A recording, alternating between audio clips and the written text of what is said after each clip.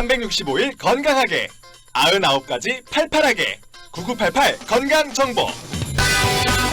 네, 9988 건강정보 오늘은요 임페리얼 클리닉의 박기범 원장님과 함께 척추측만, 척추건강에 대한 이야기를 좀 나눠보고 있습니다. 네네. 우리 뭐 광고랑 할 때 그런 얘기했는데 뭐 쩍벌을 해가지고 무슨 척추가 문제가 있거나 그런 건 없죠. 그렇죠. 이제 우선은 미관상 별로 좋아 보이지 않고요. 네네. 그렇다고 이제 대체적으로 쩍벌 하시는 분들이 남성분이 더 많잖아요. 그렇죠. 여성분보다도. 네. 그러니까 뭐 그게 편하셔서 그러실 수도 있는데요. 근데 앉으실 때 그 환경에 따라서 지금처럼 어쩔 수 네네. 없이 쩍벌을 해야 되는 경우는 어쩔 수 없지만 네네네. 뭐 다리 모으고 계시는 것도 괜찮고요. 네. 그러면은 쩍벌을 하면 이제 그 고관절 쪽이 조금 네. 더 옆으로 틀어지니까. 아니 그럴 근데 수 있을 저는 것 다리를 같아요. 이렇게 일부러 모아보면 네. 이게 너무 불편하고 힘들던데 이게 더 안 좋은 거 아니에요? 그게 왜 그러냐 하면은 아까 말씀드린 대로 구조적인 문제가 있을 수가 있고요. 네네. 골반이 한쪽으로 많이 틀어져 있으신 분은 이제 뭐 거기에 익숙해져 오다리일 수도 있어서, 있고 예. 아니면 서 있을 때 이제 내가 다리가 안 오다리구나. 붙는 경우도 있고 아니면은 한쪽 다리가 더 길게 됨으로써 네네네. 다리를 땅에 달려면은 긴 쪽이 이제 다리를 한쪽을 벌리고 서야 되시는 경우 있거든요. 네네네. 그건 쩍벌이 아니라 그거는 이제 짝다리 짚는 경우. 짝다리처럼. 그거는 구조적인 거니까 어쩔 수 없고. 그렇네요. 네. 학생들은 뭐 네. 척추측만증을 검사하러들 이제 많이 부모님들이 네네. 신경을 써서 오실 텐데 사실 어른들은 본인이 척추측만증인지 아닌지도 잘 모르시고 생활들 하시잖아요. 그럼요. 네. 어른들 중에 척추측만증으로 오시는 분들이 많으세요? 그러니까 어른들 같은 경우에는 요통이나 아니면 네네. 등이 불편하셔서 오셨는데 사진을 찍어 보니까 네. 이제 척추측만증을 본인도 몰랐는데 몰랐는데, 이제 예. 그때 이제 아시는 경우가 알게 됐다. 많이 있어요. 네네. 이 척추측만증이 금방 이제 어떤 뭐 어느 정도가 되면 네네. 이 고통을 좀 동반할 수가 있다고 하셨잖아요. 네네. 그 정도 되려면 고통을 내가 느낄 수 있을 정도가 되려면 굉장히 네. 심각해지고 굉장히 있는 거예요. 심각한 경우이기 때문에 네. 그런 경우에는 이미 외형적으로 네네. 너무 많이 튀어나온 걸 알기 아. 때문에 굳이 엑스레이를 찍지 않으셔도 네네. 아실 수 있고요. 예. 그런데 이제 학생들 같은 경우에는 아까 말씀드린 대로 점점 더 안 좋아지실 수가 있으니까 네네. 계속 이제 모니터링을 하시는 게 좋죠. 척추측만증 하면은 네. 키도 더 작아. 안 자랄 것 같아요. 네, 키가 왜냐하면은 있으니까. 그 만약 그 자를 이렇게 네. 쭉 피면은 키가 제대로 커지지만 이렇게 네네. S자로 휘면 그만큼 줄어들죠. 잃는 키들이 있잖아요. 네네. 그렇게 되면 당연히 좀 줄어드는 어쩌면 거죠. 나도 180 될지도 몰라. 쭉 피면. 키는 이제 그 시간대마다 틀리실 수 있어요. 네네. 그래서 아침에 제일 크시고요. 맞아요. 네네. 그리고 저녁 갈수록 조금씩 줄어들어요. 아이 참. 아침에 쭉 피고 한번 해보세요. 일어나시자마자. 그렇네요. 네. 일단 어쨌든 척추측만증 네네. 집에서 이제 이렇게 몸을 네. 숙인 상태에서 네. 한쪽 등인 거죠? 네네. 등, 예, 한쪽 등이 좀 더 네. 튀어나와 있다. 이럴 네. 때 척추측만증을 의심해 볼 의심해 볼 수 수가 있는 있다고 거죠. 하셨는데 네네.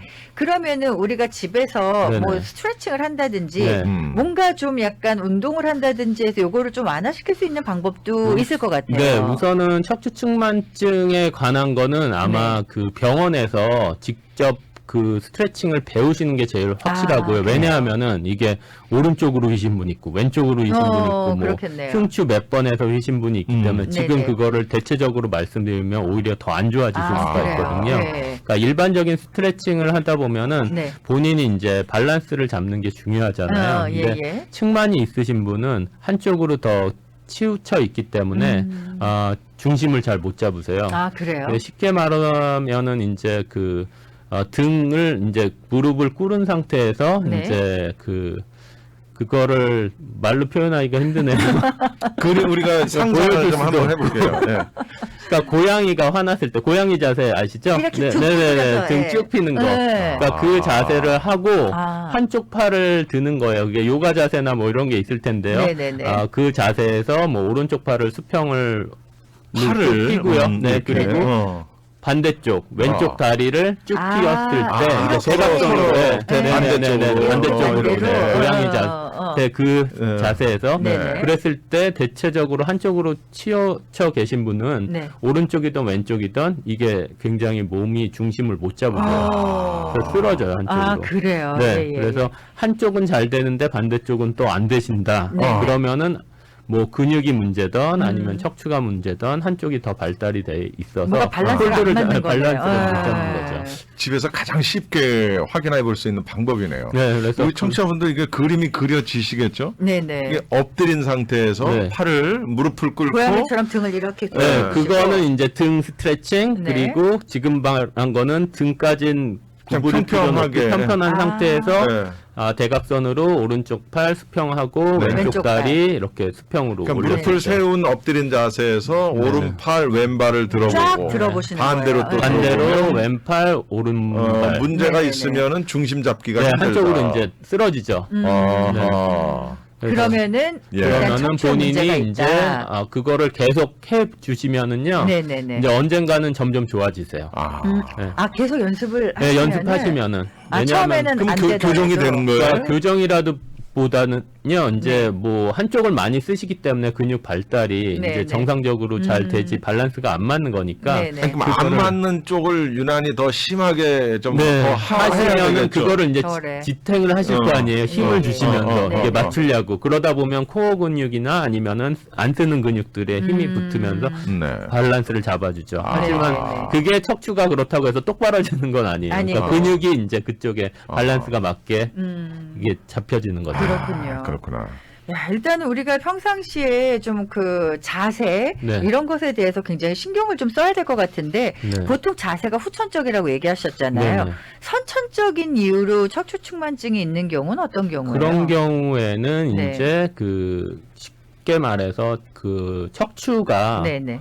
변형이 있어서 똑같이 직사각형이 돼야 되는데 네. 뭐 반으로 다 발달이 안 돼서 뼈 자체가 이제 아, 그런 경우에는 굉장히 드문 경우지만 네네. 아니면 뭐 삼각형으로 된다든지 아, 그런 한쪽 경우도. 조인트가 없다든지 어. 그거는 선천적인 거기 때문에 네네네네. 그게 심하신 경우에는 이제 그 각도를 재서 네. 수술 쪽으로 생각을 해보실 수 그거를 있는 거죠. 가장 이른 시간에 발견할 수 있는 나이가 언제입니까? 그러니까 그거는 이제 애들이 성장을 하면서 네. 하는 건데요. 네. 지금 말씀하신 선천적인 이유 있잖아요. 예. 그러니까 예. 구조적으로 생물학적으로 문제가 있는 경우에는 자라면서 뭐 6살이고 7살이고 아하. 소아과 이제 가셔서 정기적으로 검진을 하시잖아요. 네네. 그래서 소아과 선생님들이 말씀을 해주실 수도 있고요. 네, 그 네. 외에 엑스레이 검사를 통해서 선천적인 기형이 있나 없나를 판단하시면 될 것 그렇군요. 같아요. 네. 사실 저희가 어려서 학교 다니고 이럴 음. 때는 척추증만증이라는 이 병명조차도 모르고 없었을 거예요. 예, 이런 게 있는지 없는지도 그냥 모르고 쟤는 그렇죠. 그냥 뭐 네네. 약간 허리가 휘었네 뭐 등이 네네. 휘었네 이러면서 그냥 다녔단 말이죠. 그렇죠. 이거를 방치했을 경우에 문제가 되는 그때는 부분도 아마 있나요? 못 먹어서 더 휘었을 더. 수도 있어. 아니 정말요. 뼈 그럴까요? 건강이 네. 약하니까. 그러니까 네네. 선천적인 거는 거진 비슷할 거고요. 옛날에도 어차피 그렇죠. 그때는 태어날 때부터 근데 했으면. 후천적인 거는 지금 급격히 많이 는 이유가 네. 옛날에는 활동적인 일을 많이 했지만 네네. 요즘은 활동적인 것보다 정적인 일을 많이 하잖아요. 네. 컴퓨터를 한다든지 옛날엔 컴퓨터 없었잖아요. 없었죠. 예, 그리고 예. 요즘에 나온 또 스마트폰, 태블릿 PC 맞아요. 이런 거를 하시다 보니까 점차적으로 동적인 거는 없어지고 네네. 정적인 걸로 앉아만 계시면 돼 되게 네. 안 좋은 자세로 있으시다 보니까 네. 요즘엔 더 많이 문제가 되는 거죠. 아, 그렇군요. 이거를 그냥 계속 방치를 하게 되면은 네. 어떻게 돼요? 우선은 제일 제일 흔한 거는 네. 이제 통증이 오시겠죠. 그러니까 심해지면. 네, 척추측만증을 떠나서 안 좋은 자세로 오래 있으시다 보면은 네네. 뭐 요통이 있으시다든지 허리 통증, 등, 어깨 쪽에 네네. 통증이 있으셔서 아마 그런 거에 불편을 근데 받으실 우리가 거예요. 그냥 이렇게 가만히 앉아 있고 오래 앉아 있고 좀 해도 저 같은 경우에도 허리 통증도 있고 등이 좀 뻣뻣하고 아프기도 하거든요. 네네네. 그런 통증이랑은 좀 다른가요? 그러니까 우선은 그 척추측만이 심하신 경우에 통증이 있지만 네네네. 통증이 있으시다고 해서 그게 무조건. 척추측만이다라고 생각을 하시면 좀 위험하신 아, 거죠. 네. 그렇네요. 네네. 일단 전문가한테 네. 가셔서 검사를 네. 하셔야 될 것 같아요. 그 아까 박혜란 씨 얘기한 거는 네. 아마 나이 먹어서 그럴 거야. 누구나 다 있네. 그래서 네. 퇴행성 그런 디스크 질환은 네네네. 빠르면 30대부터 그러니까 눈에는 30대 30대부터 나오실 수가 있어요. 네네. 근데 전혀 그런 거를 간과하고 있죠. 저희는 그렇죠. 30대 때는 전혀 신경을 안 쓰시죠. 맞아요. 하지만 그게 점점점 빨리 진행되신다고 했을 때 40대, 네네. 50대, 60대 맞아요. 때 다른 분보다 조금 더 빨리 그러네요. 일어날 수가 있죠. 우리가 사실 뭐 척추 질환 하면은 목이나 척추나 디스크가 이제 재발이 돼야 네네. 그때서야 병원 가셔서 디스크 때문에 고통스러우시니까 검사를 하시는데 이런 측만증 이런 것 때문에 정말 눈에 보이게 휘지 않는 이상은 병원 잘 안 가시는 것 그렇죠. 같거든요. 그렇죠.